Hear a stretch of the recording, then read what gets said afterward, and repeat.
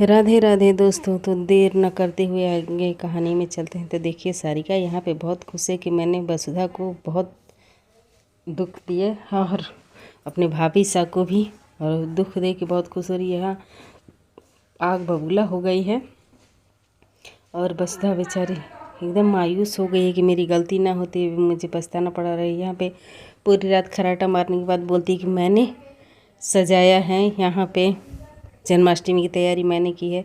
देव एक चाल चलता है, मैसेज भेजता है काकीसा को। काकीसा को बोलता है, काकीसा आपके लिए एक अंगूठी लेके आए हैं, देखिए तो कैसी लग रही है। तो काकीसा बहुत खुश हो जाती है। वाह देव, तो मुझे बहुत मानता है। मैं तो तुझे नकारा समझ रही थी, लेकिन तू अपनी काकीसा से बहुत प्यार करता है।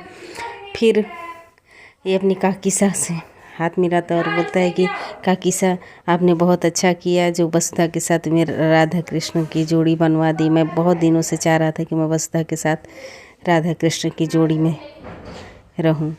तो काकीसा आपने बहुत अच्छा किया, मैं बहुत खुश हूँ। मैं आपको गले लगाना चाहता हूँ। फिर ये गले लगाता है और एक और नेकलेस का हार डायमंड का दिखाता है, जिसको देख करके बस ये बावरी हो जाती। कहती है कि मैं तो यही कुछ भी नहीं है, ये तो भाभी सा कपड़े लाई थी, बोली थी कि अविनाश के रूम में रख दो। हाँ, तो मैं तुम्हारे रूम में रख दी और वसुधा को दिलवा दी। तुम किसी और का क्रेडिट किसी और को दे रहे हो, हंसते हुए बोलती है। मैं तो ये कपड़े ले जाके उसको दे दी थी वसुधा की बुआ को, कि वसुधा के लिए ले जाओ राधा की ड्रेस, ताकि भाभी से आग बबूला हो जाए चंद्रिका जी।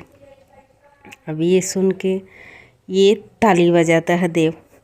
ताली बजाता है तो लाइट ऑन हो जाती है, सब लाइट ऑन हो जाती है, पूरा परिवार आ जाता है, जिसको देख करके सब लोग ताली बजाते हैं। वाह वाह सारिका, अपने घर में ही रह करके तुम इतना बड़ा खेल खेल रही हो।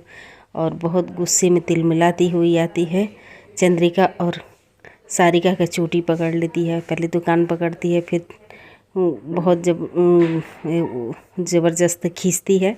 सब लोग उसको देखते रहते हैं और फिर उसके बाद खींचने के बाद कहती है कि माफ़ी मांगो तुम। माफ़ी मांगती है, भाभी साहब मुझे माफ़ कर दीजिए, प्लीज़ भाभी साहब माफ़ कर दीजिए। तो कहती मुझसे माफ़ी नहीं, उन लोगों से माफ़ी मांगो जिनका तुमने दिल दुखाया है।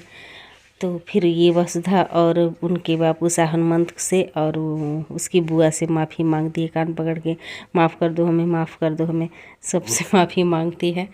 लेकिन सब लोग, कोई कुछ बोलता नहीं है, लेकिन सब लोग चुपचाप उसको देखते रहते हैं सारिका को। और उसके बाद ये उठती है और अपनी मकान मालकिन मतलब चंद्रिका जी का पैर छूती है वसुधा, और कहती है कि सुबह मैं चली जाऊंगी यहाँ से।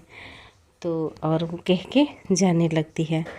तो कहते हैं कि कहाँ जाओगी? तो मैं चली जाऊंगी अपने पुराने वाले गांव। उस दिन जा रहे थे तो आपने रोक लिया, हमको जाने नहीं दिया, और अब मैं चली जाऊंगी। इधर सुबह ये भी सोने चला जाता है देव, और कहते हैं कि सुबह मुझे जल्दी उठना है, वसुधा से माफ़ी मांगनी है।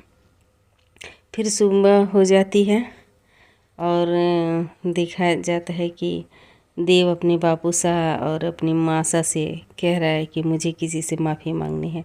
ये पूछते हैं किससे माफ़ी मांगनी है बताओगे? अविनाश भी नहीं दिख रहा है।